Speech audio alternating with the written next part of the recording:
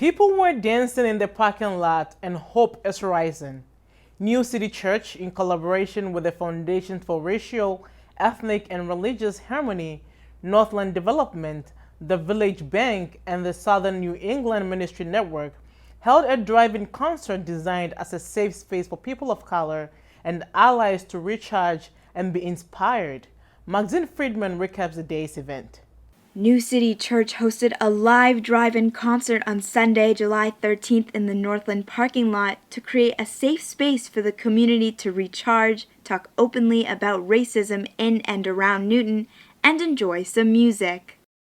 The Hope is Rising event brought together people of all different races, ages, and backgrounds. Reverend Devlin Scott of NewCity Church said that he had been planning this event for the membership to spend time with one another and celebrate what he had then thought would be the end of quarantine.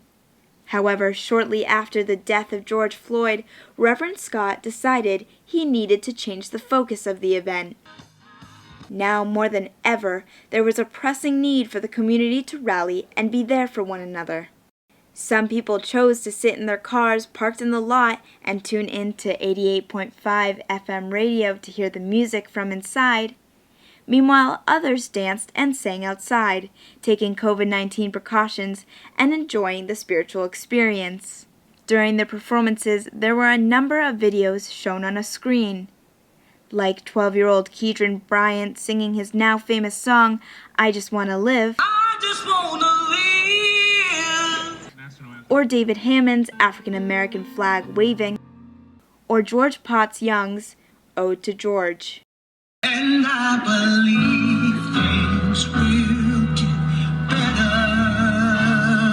Like the videos, many of the songs also shed light on the struggles Black Americans encounter in their day-to-day lives. I'll raise a hallelujah in the presence of my enemies. For each song, however, they sent a message of hope. Hope is rising.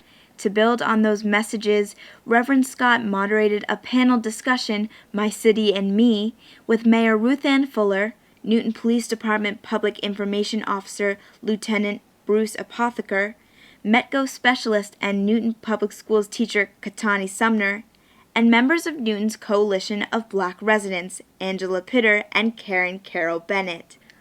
Later on, when asked by the Reverend what he would say to people who feel like the order of police operations is different with Black people than with white people, Lieutenant Apotheker said that there are, quote, safeguards that have been put into place by the police department to make sure that isn't the case. We have a lot of oversight. He went further on to say that in Newton, quote, I don't see that happening. We try to take each step at a time.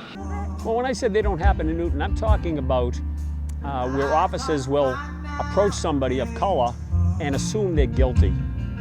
Because the question raised was, do the police assume someone's guilty of color but not of white people? That's not true at all.